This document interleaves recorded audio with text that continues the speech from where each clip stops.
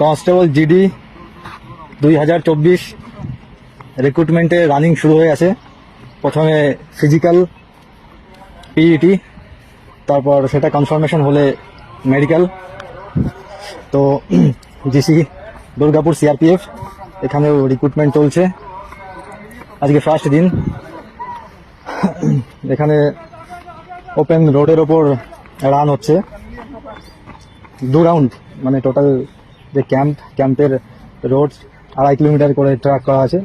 তো ডাইরেকশন দেওয়া আছে, সেই ডাইরেকশানে 2 রাউন্ডে 5 কিলোমিটার কমপ্লিট হচ্ছে, যেটা এই পিইটি টেস্টের মধ্যে আছে। তো এখানে প্রচুর গরম, মোটামুটি খুব রোদ আর খুব গরম, খুব মুশকিল। তবুও চেষ্টা করতে হবে সাফল্যের দিকে এগিয়ে যেতে গেলে। তো সবার প্রতি শুভকামনা, শুভেচ্ছা রইল।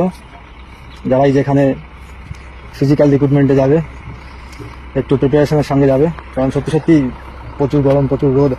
আর এখন বাজে দুপুর 12টা 25, তো একটু মুশকিল হয়ে যায়। যাই হোক, best of luck, all the best, জয় হিন্দ।